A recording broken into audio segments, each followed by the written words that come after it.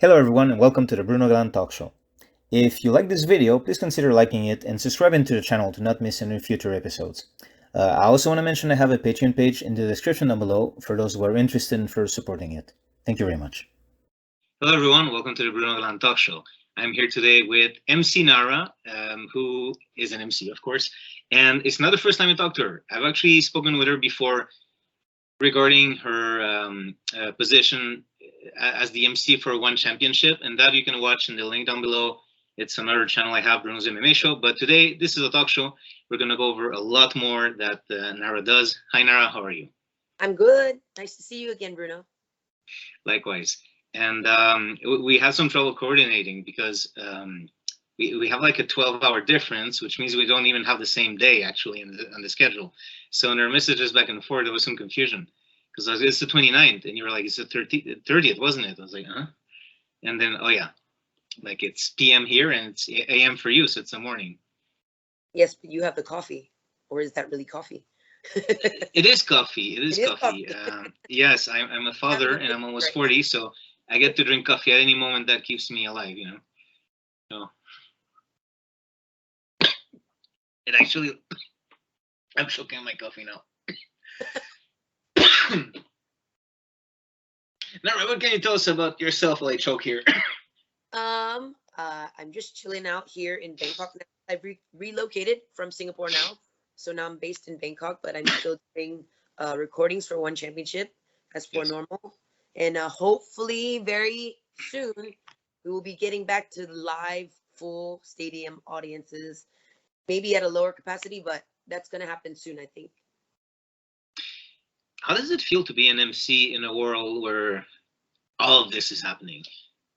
Oh, in the beginning of like COVID and everything changed. Like, you know, I'm so used to going to big stadiums and rocking out the crowd, and like for now I'm stuck recording in the booth, but it took a little bit of adjusting because you can't get a vibe in the recording studio. You have to imagine it and try and pump people up through a microphone by yourself.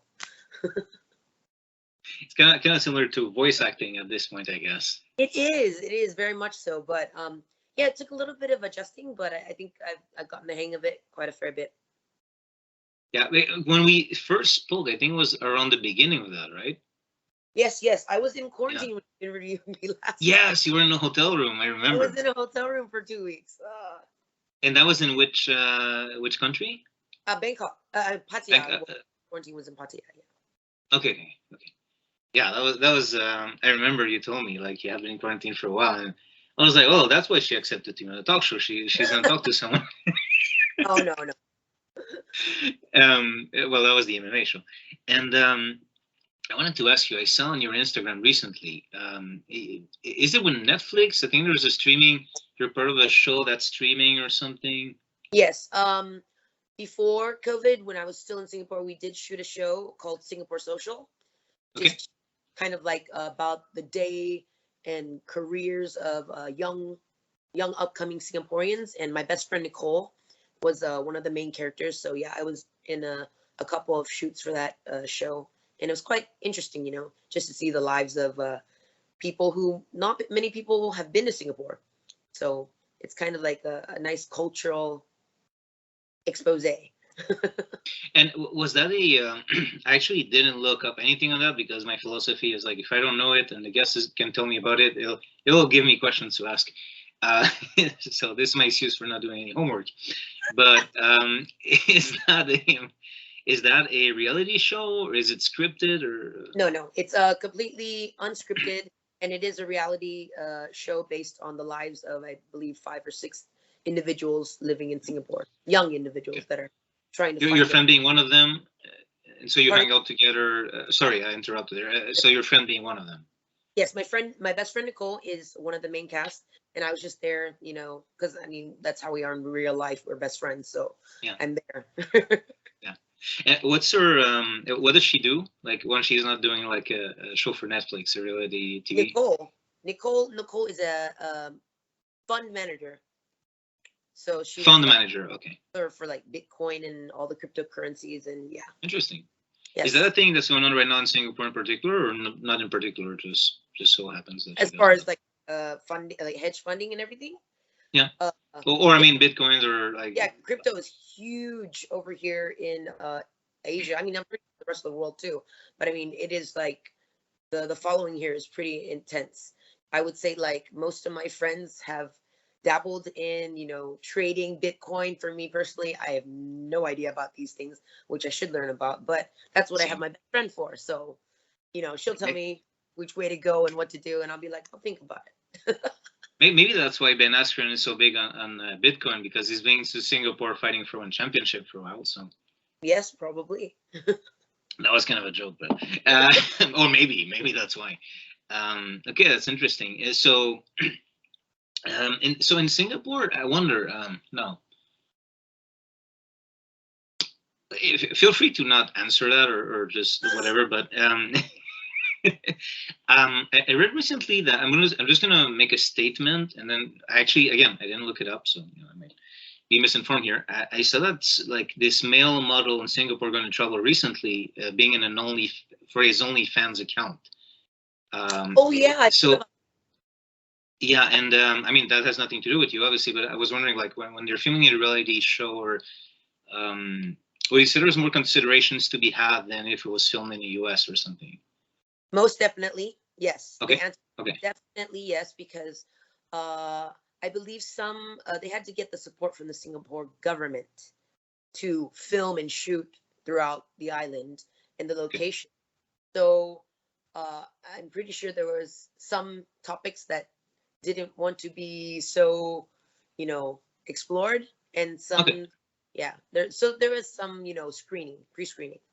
Okay. Yeah. Fair enough. Okay. So it is a really big consideration, I guess, or at least one. Yeah. Definitely, for sure. Yeah. Like the cameras are rolling, like you're in Singapore. Yeah. It is Singapore. Singapore is a very different country than America. Yeah, I imagine. Yeah. Of course. I mean, I'm Canadian, so I know of America like kind of like in a tangent, under its shadow or something, however you want to say it. But I am American, so. It's true. Was it Texas you were raised in? Yes. Yeah. We're actually talking about that in our previous encounter, where you mentioned that your mother is from Thailand. Is that it? No, both my parents No, are. sorry. But they migrated to America way before I was born, so they still live in America now. Yeah, because I remember the story. I mean, I said your mother, not in the sense that they would be from different places, just because I remember the story that she would make you ask for something in the mother tongue, and like, so that was cute. Yeah, I have my son is. I wanted to speak like all 4 languages that we know between me and my wife. So let's see how that goes. That'll be French, English, Spanish, and Khmer. So let's see like how the whole process goes if he loses one along the way, and then if his future wife he like has more than that, like let's see how many languages we can accumulate over time. Start them young. Yeah, exactly. No, actually, what happened is we had to stick to. So right now we're sticking to English and Khmer because his grandparents are mostly talking Khmer, and he's actually picking up a lot of words there, which is making me learn some words which I can't pronounce. But like some stuff he says in Khmer, I'm like, okay, that's what he wants.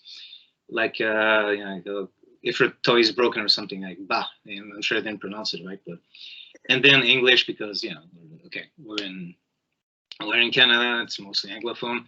And what happens is already 2 languages means most kids learn slower. So if we bombard him with like all 4, I mean, my dad is Spanish and my mom is French Canadian, so they speak to him in like Spanish and French, but like I don't tell like, oh, speak in English, I don't tell him that, but I stick to English with him because otherwise it's gonna overwhelm him, I think.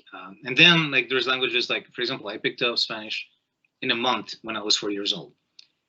So I mean, at least the level I needed to speak at 4 years old, but. It's I think it's one of those things where apparently like already in multilingual houses like homes, they will learn to speak slower overall. Like they know a lot, but they have to kind of relearn everything twice or something. Anyway, that long story to say that I try to, for now, like kind of like not giving too much, and then over time we'll spread out the knowledge. But yeah. So where you are right now, how are the to bring it back to you, how are the whole regulations? Like, what's it like in the city you're in? In Bangkok right now, the clubs and everything are still not open, but bars and restaurants can sell alcohol until 11 p.m. And by rights, by everything should be closed. But a lot of the places now, before you enter, you have to take an ATK test for COVID. And that's pretty much what it is. It's kind of like the new normal, but everybody just goes to bed a little bit earlier.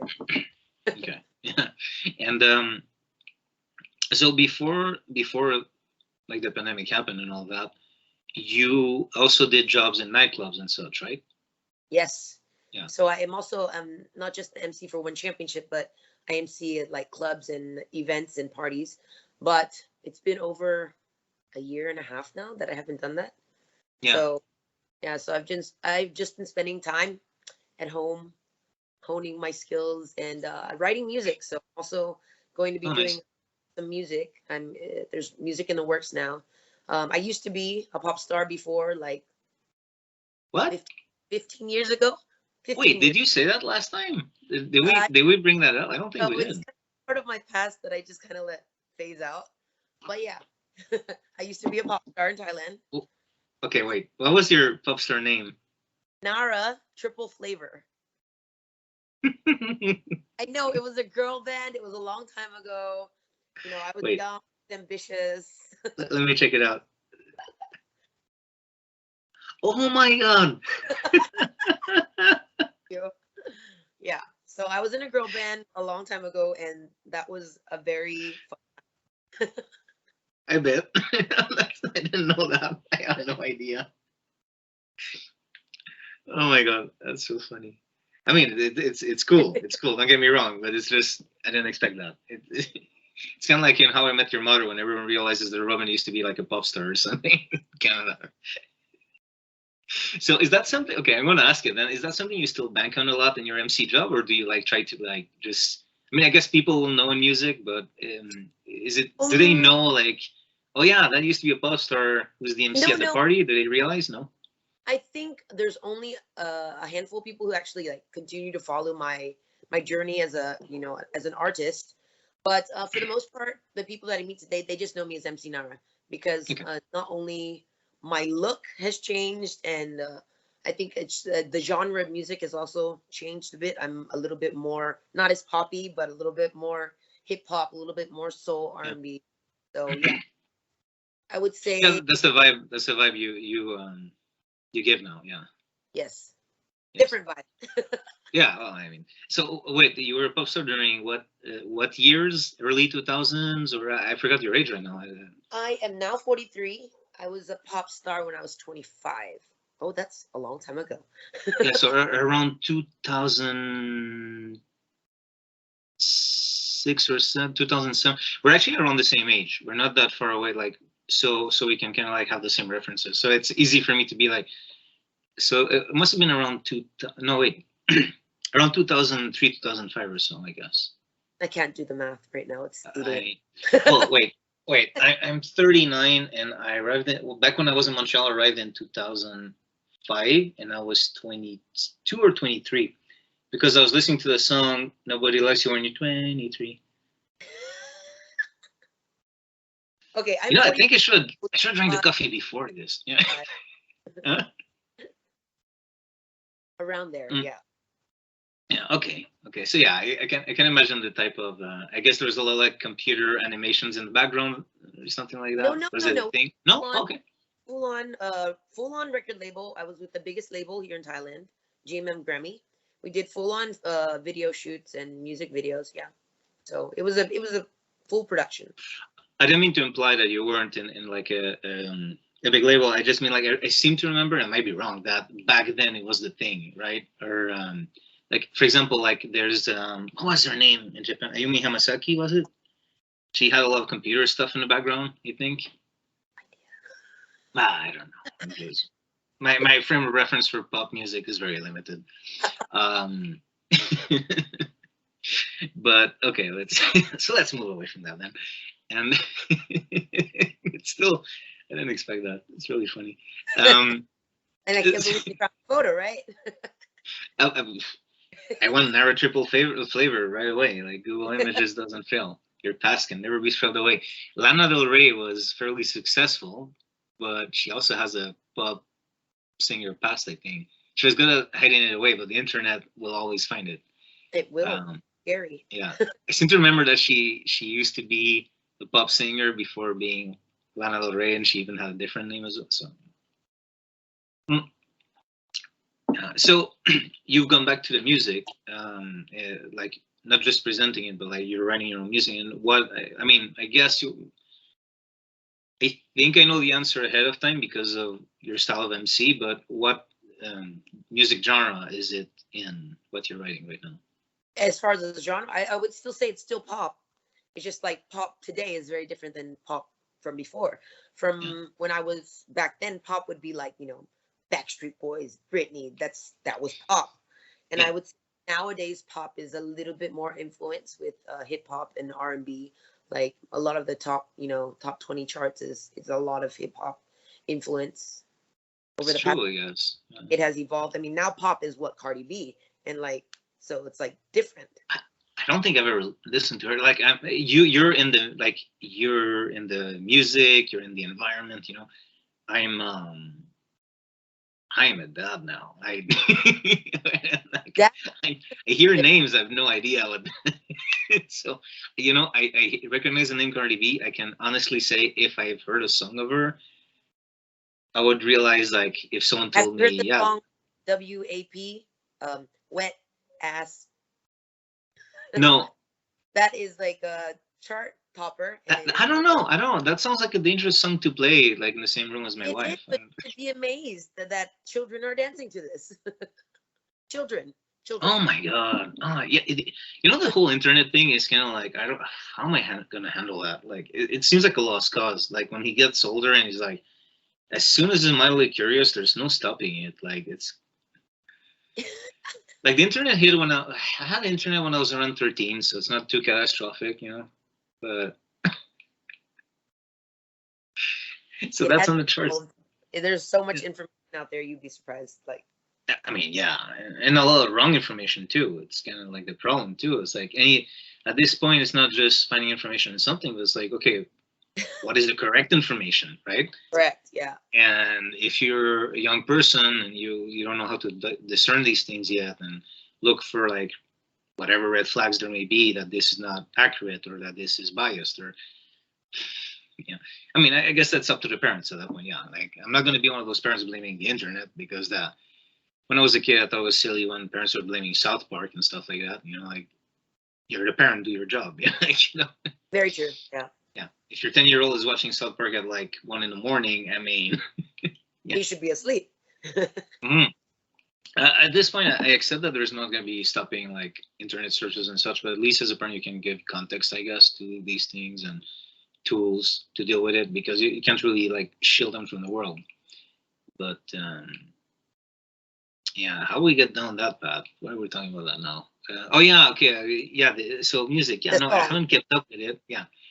But it's interesting. So, do your lyrics similar to that, or do you have your own things to say? Lyrics are definitely more not as explicit and very much more adaptable to a 12-year-old friendly audience. Okay. That would be my. You don't need to say that because I'm a dad and I mentioned it, by the way. No. I'm joking. That's just me personally. My personal preference. I prefer to be more, accessible, family friendly. You want younger people to be able to access the music as well, and not be like this. Good vibes, friends, whatever. Yeah, not about twerking at it or cocaine or anything like that. Yeah, not me. you know, like when I realized that many years, countless years ago, I realized when the culture had changed. I was a security guard, and I had been sent to this. There were like dorm rooms, college rooms, but it was like summer or something. So this like elementary school, but at the last year of elementary school or something, like they had like rented the floor, and I was just there to supervise. And you know, like I got my book, and I'm just gonna read all night, right? And suddenly, like there were like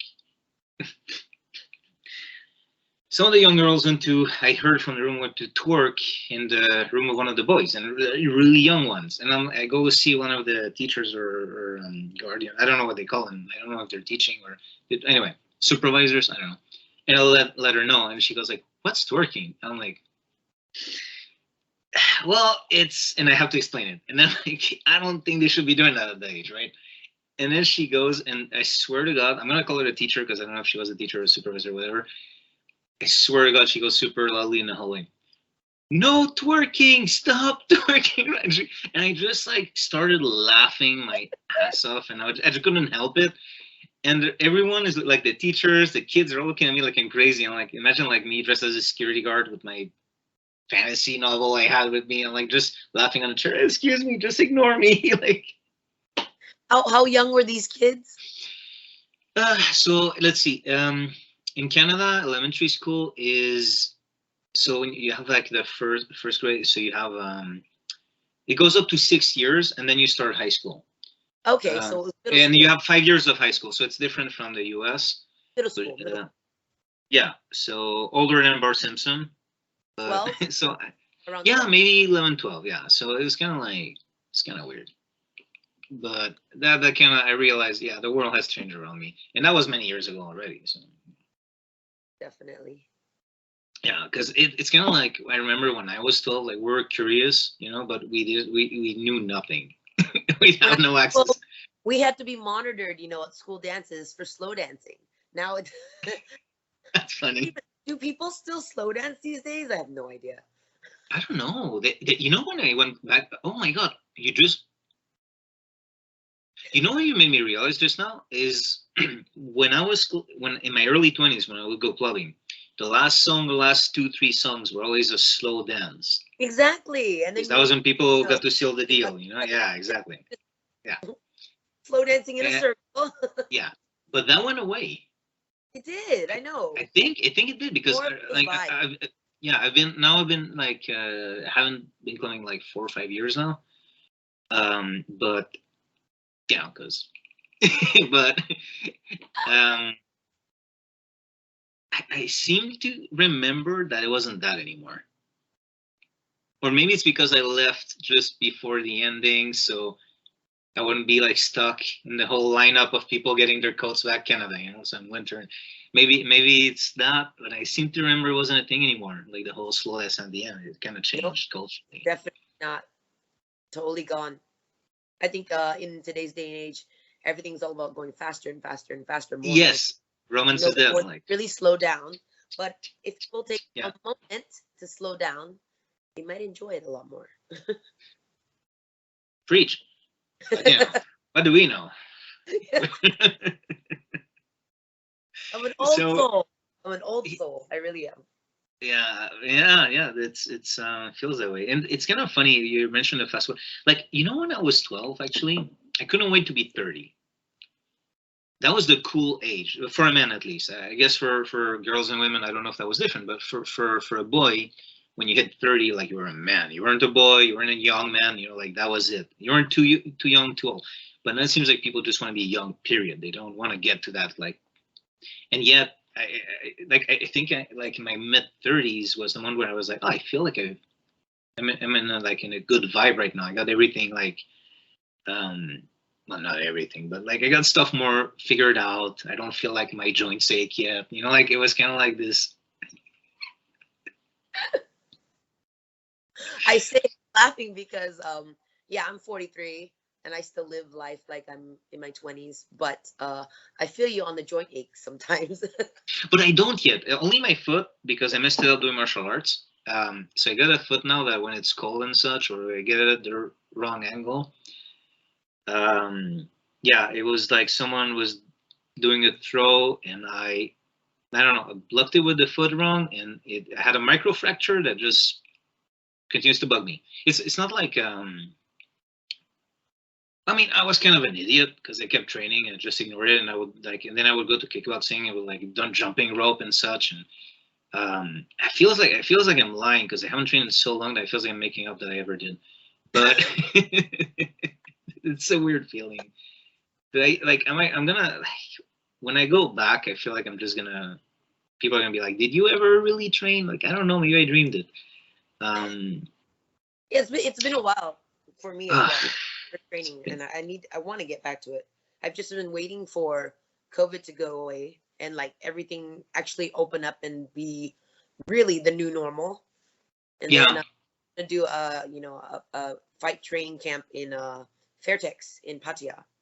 Oh wow. Yeah. So it's kind of funny we didn't talk about in the MMA show because you were the voice for one championship and we kind of stuck to that. But so have you been training before? I might have misunderstood. You train, okay? In Singapore, being a perk of employee of one championship, we were allowed the privilege to train at Evolve. So that was really nice. It let me get to try every discipline that I ever wanted to try. And I just found that I don't know if it's in my blood, but Muay Thai was just it. I was like, this is awesome. So Muay Thai, I was gonna ask you actually, but that is so cool then. It's really cool. Wow. Yes. The perk of working for one. That's so.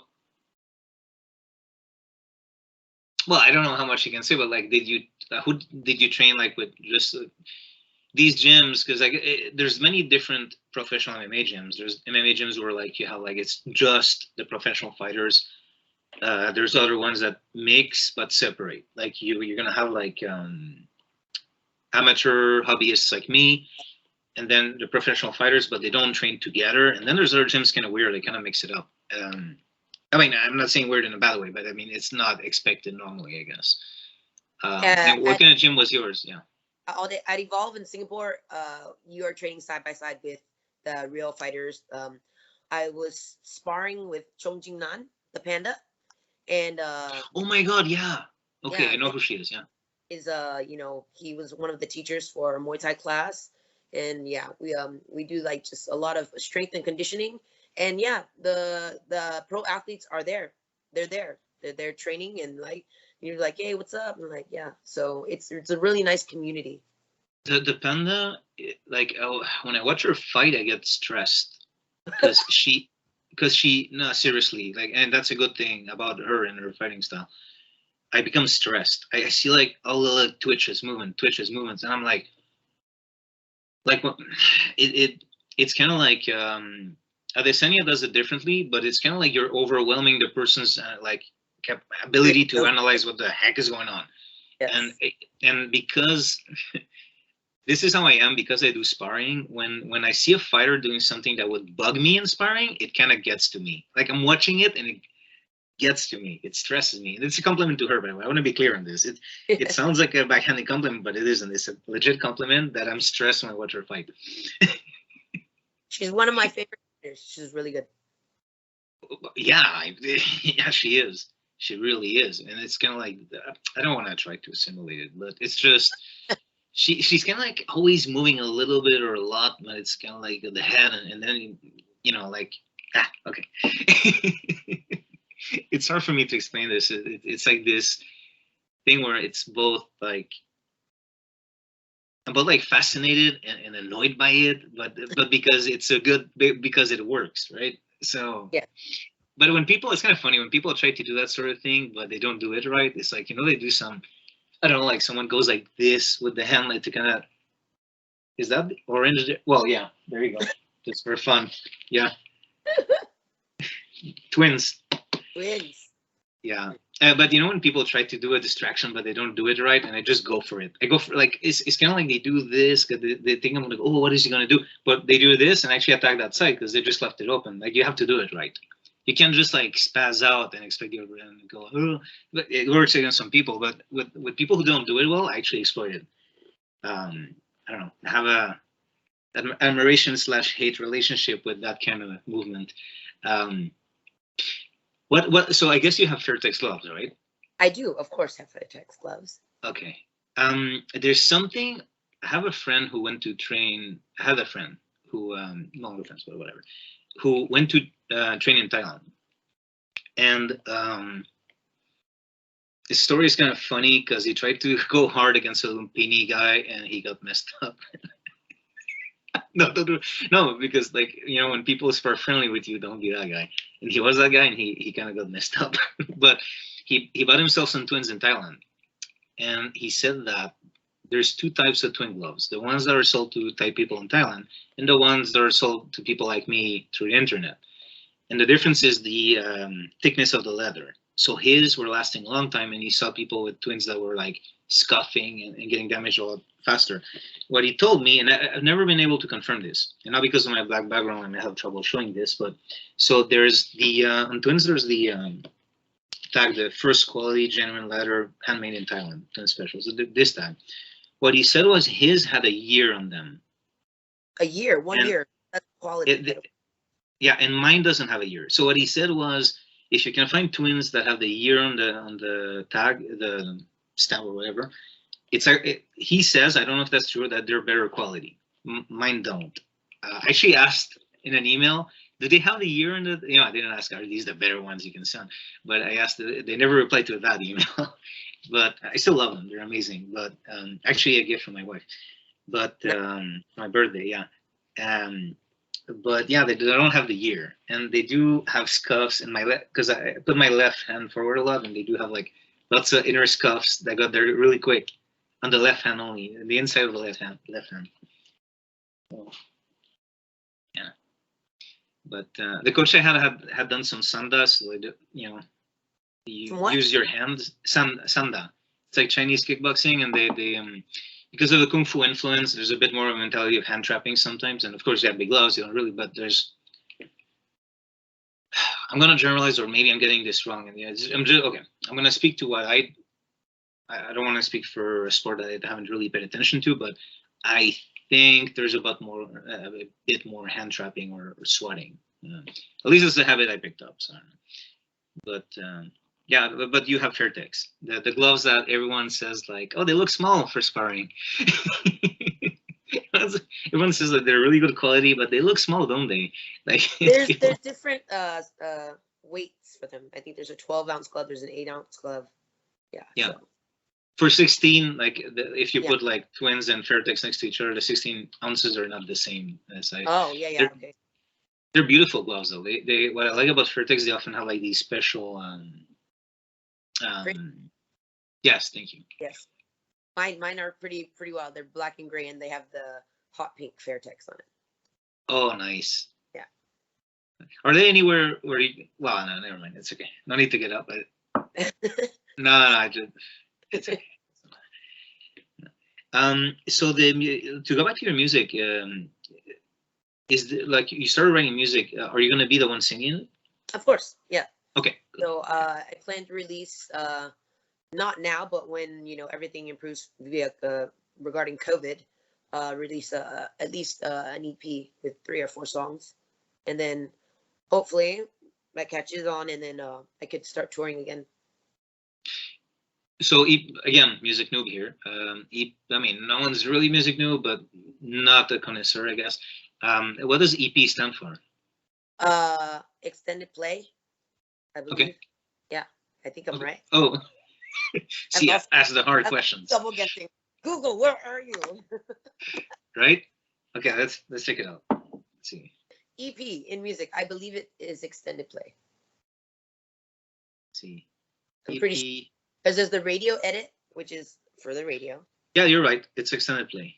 Yes, win. Bonus points. From memory, I confirm that is correct. Yeah. From memory. Oh, really? No, yes. Okay, so I guess back in the day when we were in our 20s, was an EP, because now in the internet, I kind of realized people can go one song at a time. And then maybe they do a compilation when they're done and they put it on Spotify or whatever.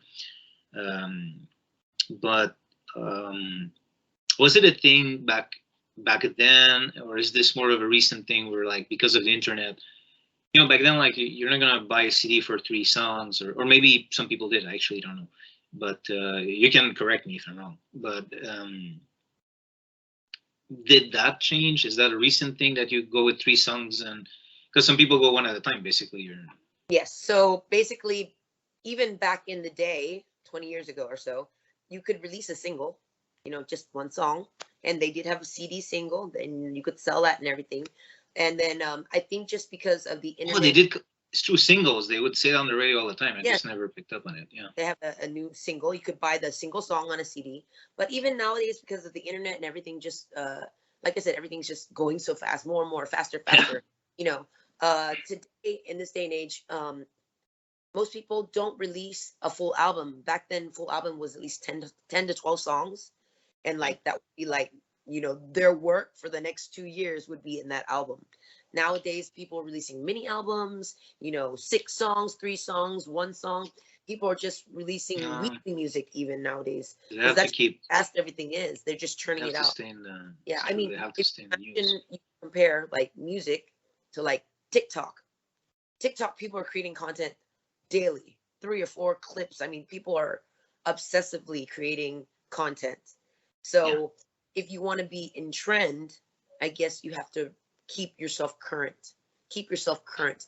And before, keeping yourself current meant releasing one every 1 or 2 years. But now, keeping current is like releasing a new song every 3 or 4 months. Oh my god. Yeah. So that's a lot of work. It's crazy. It's a lot of work. It's that's nuts. A lot of work. And then you have to maintain current. So it just keeps, you know, you can't stop. It's wow. That's, you know, what you were saying about TikTok. And I never got into TikTok yet, you know, because there's other stuff I was like, I'm not gonna get into that. But like most people out of the loop, sometimes it happens just like by the time there's something else, and then now I'm getting to this thing from before. But what I noticed just with Instagram, for example, because when I started the Bruno's MMA show, I got on Instagram, and you know, I was like, to make account, that's how I reach out to you actually.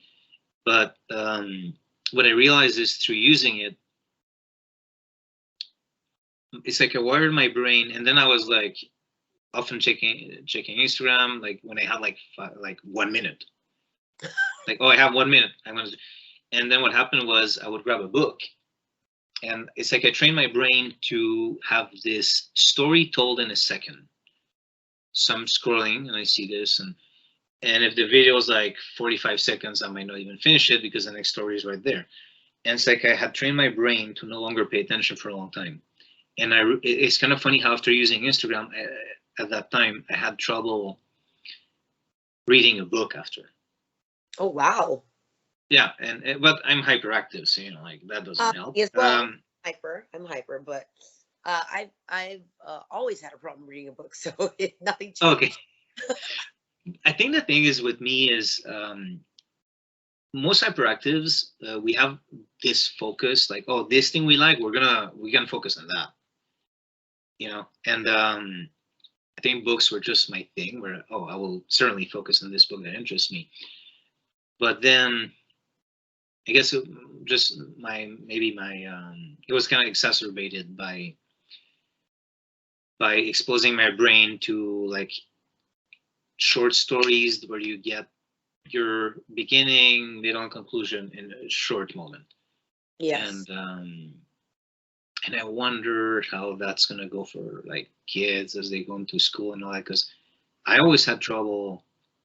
If it happened to me in my 30s, and I know as a kid I always had trouble concentrating on stuff, and thankfully I would pick up fast on stuff, because otherwise I would have been in trouble. Because if someone stands in front of me and starts talking for over an hour and I have to stay like still, I'm not gonna assimilate anything. So it's kind of like looking at the books after, and I would catch up by myself.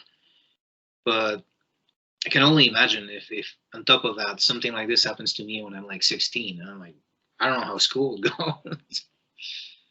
I don't know. It's weird.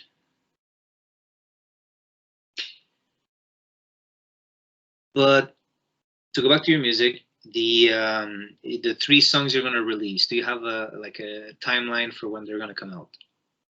Timeline is very specifically just purely based on when clubs can reopen here. Because there's no Okay. point to release music and just let it.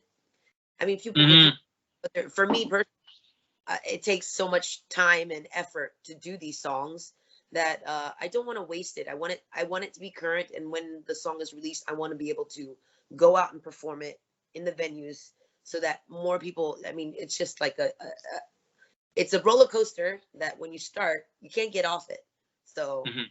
you just got to make sure that track is laid out very well. And right now with COVID and all the regulations, I mean, it's really for me not pointless. It would just it'd be more beneficial for me to wait.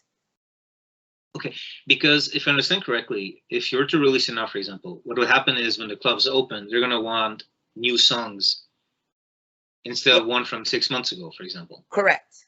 This is just the psychology of it. It's not even like this song hasn't been playing clubs yet. It has to also be a song from now. Yes. Okay, I They see. want like the hottest new song that's out, and they want you to go perform it at the club or the venues. Yeah. I'm gonna ask you a hard question here. Do you have any fears because stuff continues to come out on the internet, and you are approaching this very much from an MC mentality of playing this in clubs, which is important to you? This is a hard question. Is there any fear that you have that styles, by the time the pandemic is over and stuff opens, styles will have changed from what your songs are right now? No, not at all. That is Okay. a fear that I've lived through and addressed. When I started emceeing, it was purely hip hop, rap, yo, yo, yo, yo, hip hop, nothing of this EDM thing. So then when the music trend started to change to EDM, then I just had to evolve. You just evolve with it. I mean, if you're a music person, you can understand any music, any Yeah. genre. Hands down, that is the truth. And if it were to go into some weird jazz era, I'm sure I could adapt too. I mean, I'm just saying this is what artist, you must evolve with the times, with the trends. And it's never worried me at all. Whatever genre I can MC, no problem. But also, I guess because you will play with like in front of people, so you can really feed off their reactions as well. Definitely, You know, yes. like like if you're playing the stuff that's popular right now, and then you put that one song that's kind of like a new start to try it out, that one song in the group, and suddenly everyone gets super hyped up for that one. Then you realize, okay, the trend has shifted, right? Yes.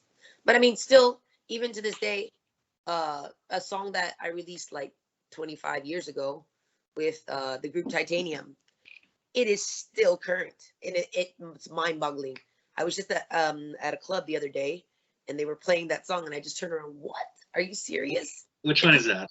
Talung from Titanium. So that was the song that really uh, cemented my place in, I guess, the Thai hip hop scene, and that's what song people really know me from still to this day. I just took a note. I'll look it up later. Yes, Uh, huge song. give you a view to help, you know. I can't explain, but anybody who is in Thailand will have heard this song. Yeah, I do understand. Like, yeah.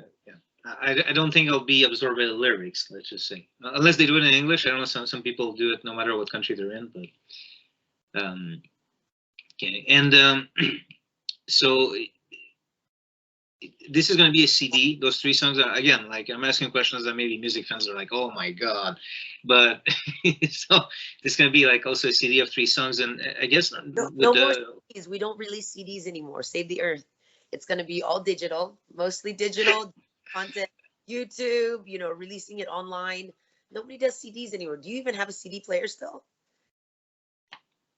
I don't do even you have one. are you gonna make me answer that? What? You do have Are you one. gonna make me answer that? You have Wait, do I have? No, okay. Jokes aside, do I? I have a VHS player. It's not plugged in anywhere. I just have it. Okay. Do I have a CD I don't. player? I'm thinking right now, like I don't even have a CD player anymore, except for my laptop. You know what? You're right. I actually don't even have a CD player. Exactly. My No, laptop doesn't have a disc tray. it's all digital. It's all online. Sure. I mean, I think the only hard copy that maybe some people are releasing now, they release it on USB. Oh, really? USB. No. USB, so that you can just plug and play,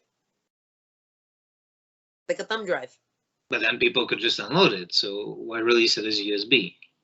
It's something a bit of a just a nostalgic thing that people sometimes still want to have something in their hands instead of like click and I own this song. Like But buying a DVD set.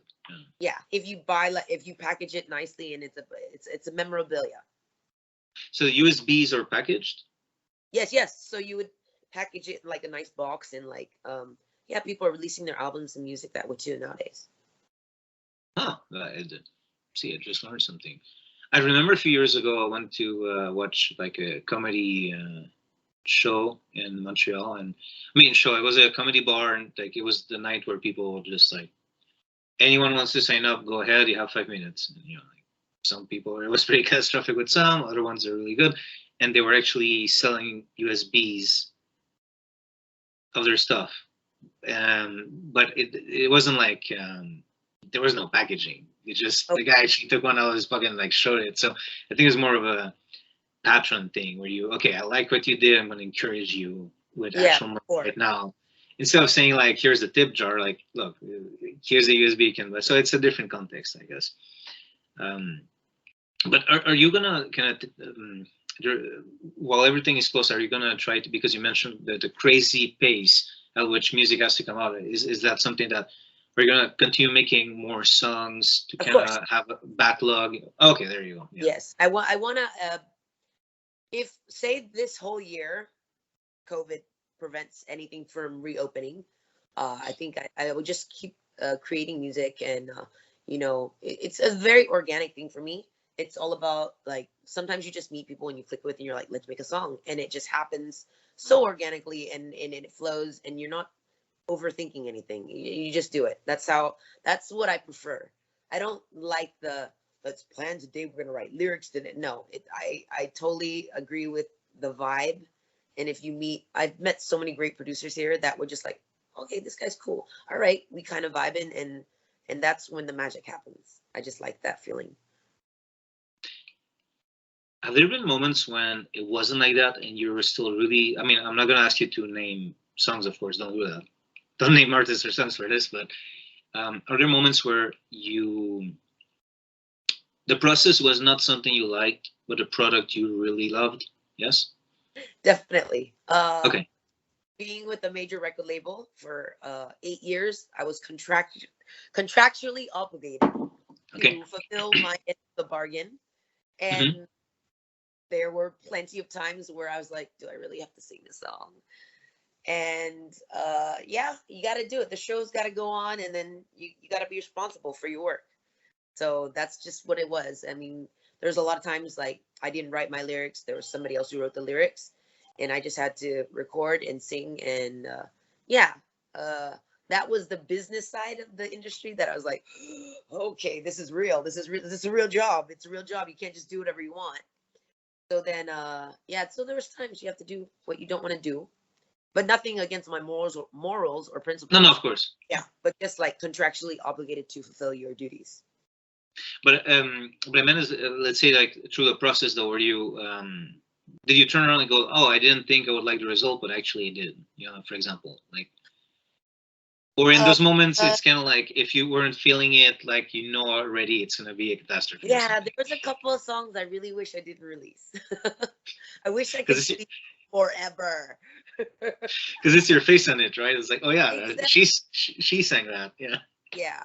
So yeah, I'm gonna admit there's a few songs floating out there in the internet somewhere that I'm like, God, I wish I didn't do that. Delete. It wasn't me. It wasn't me. Because a movie or a TV show, you have credits at the beginning. It's written by, directed by, so someone can go, oh, the direction was really good. I didn't like the script, but it was really well directed. That can be a thing when you have like those credits at the beginning. But if it's MC Nara sings this, yeah. I didn't like that song of hers. Yeah. Yeah, it's do you I don't know how to ask this, but, and again, maybe a touchy question to ask a musician. I actually don't know, but is that something you keep in mind now with your contracts? Nowadays, I am very much. I think I'm at a point in my career and my, that I'm just like I don't need a contract. And with the accessibility of the internet, and people are just releasing independently, and I think that's just the direction I want to go, because it will give me more freedom to express my music in my way.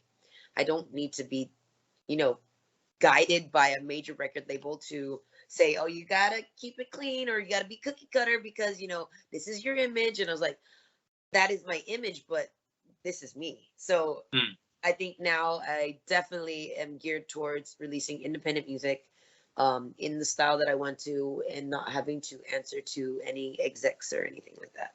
And I think I'm just at a point in my life where yeah, I don't need to be told what to do anymore. If a young musician comes to you and goes, okay, this record label has reached out to me, and I'm living day to day, I'm barely making ends meet. They offer a really good deal, but the conditions are crappy. At this point, do you? Yeah. Sorry. No regrets. I would say to that young artist, do it. Whatever gets your foot in the door, get your exposure out there. And in the end, the ultimate goal is, what do you want to do? You want to be a singer? They have the means and tools to get you there, and you don't have it right now. So I would say, whatever the deal is, do it. Don't sell your soul, but do it if that's your passion. You're going to be happy. I mean, I couldn't be where I am without the deal that I did with my record label. They got me the exposure, the national exposure that I needed as a young artist. And I appreciate them for everything that they did for me, really. That's interesting, because you see a lot of musicians that I feel sometimes when they made it, they have this, how can I explain this? The way they talk about those deals, and I understand where they're coming from. Sometimes they're really frustrated. Maybe they don't own the rights to this song that is a big hit, and that's maybe their personal favorite emotionally or whatever. And they kind of go like, oh, I would tell young artists, never sign and all that. And sometimes I feel like they say that now that they made it. Yeah. But maybe they don't have the content, maybe because they believe strongly that they would have made it no matter what. But then I also think, and I don't have really an opinion on it, because every person is different, and every person is going to approach the world differently. And, like, one answer can be right for one person, wrong for the other, and all that. But so I don't have like strong opinions on that. But I do think sometimes that these people kind of have this biased answer now that it worked out. They feel like that. Right on. But, if you're eating peanut butter sandwiches all week, like. If you're young and you have the energy and the passion to do it, just do it. It's not like forever. You're not signing a lifetime. It's a few years. And if you're a hungry artist, you would do it because that is what you want. I think when artists have found success later in life, and then they can go back and say that, I was like, but are you hungry right now? You're not hungry. You're in a position where you can eat already.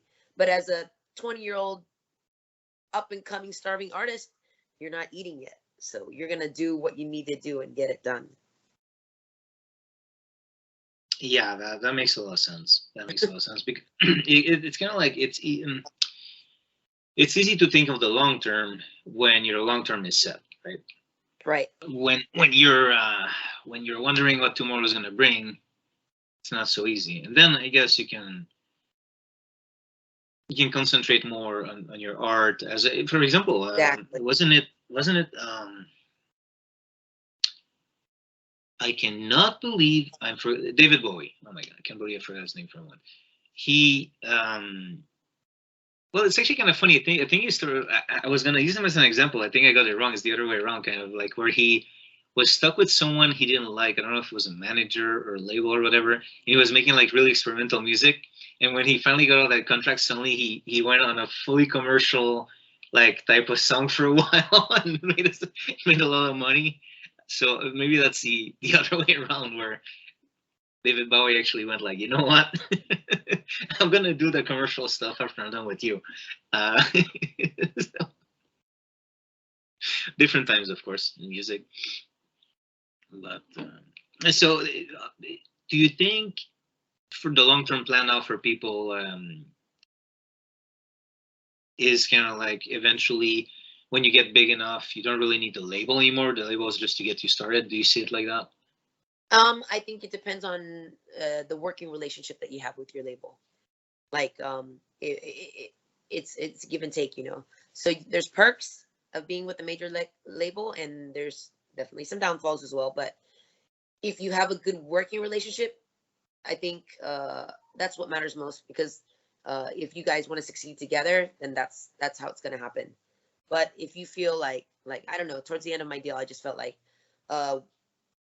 musically we were going in totally different directions. Like I was like, so that's where it came to a point. I was like, I don't want to do this anymore with you guys, because no sour feelings. It was just yeah, a different direction. Yeah, no, it makes sense. Like the expectation they had for how they wanted to use their talents, yes, and what you as an artist wanted to work on. Yes, it makes perfect sense. Yeah, and it doesn't, like you said, it doesn't need to be sour. It's just we were just in different vibes. Yeah. Well, I mean, okay, so it's been like an hour or so, and you know, like you're probably answering questions that music fans are gonna be like we know this already, but you know, but for non-music fans, they'll be like, thank you, Bruno, thank you for asking those questions. Maybe. Or maybe they got annoyed at my old man rants. I don't know. And I say old man, like it has nothing to do with age. It's just my attitude at this point. I feel like an old man. There's people older than me that feel much younger. But you feel way younger than me. So, but of course, you're like in touch with what young people like and all that. And me, I'm just like, you know, in my corner shaking my cane. Like, I don't need it yet, but it's ready. Here's my cane. As soon as I stub my toe, I get to use it. So Nara, look, yeah, you know, so enough new questions from me. But just if people want to find your work or what you did, especially the pop song era, no, I'm kidding. But your current work, if they want to find your current work, where can they go? Right now, on social media, I'm on Facebook and I'm on Instagram. Mostly on Instagram, I find that it's a more user-friendly interface and more lighthearted for the most part. Facebook, there's a lot of rants and you know, keyboard warriors, and I just like to surround myself with more positivity just in general. So I find Instagram is a little bit more uppity. And yeah, Instagram, YouTube channel. I should be coming out with music definitely on YouTube, and that would be where to find me. Nara. I'll put the links anyway. I'll put the links in the description down below. And yeah, it's been really fun talking to you again. And it was cool because last time it was kind of like because it was for the MMA show, so we kind of, like I said at the beginning, you know, we're kind of sticking to the one championship thing. And there's a lot of fun anecdotes. Like there's a story of Nara and one fighters in the bus when they realized who she was, the one who did the voice. And so I really, if you enjoyed this video, I really recommend that you go check out our first interaction. But we had to stick kind of to the, well, we stuck to the matter of hand that had to do with MMA. And now I got to ask a lot of questions about music, which I didn't know about because I never do my homework. So that was fun. Okay, Nara, thank you so much for coming to the show again, and you know, yeah, like you're always welcome. Thank you, Bruno. Thank you.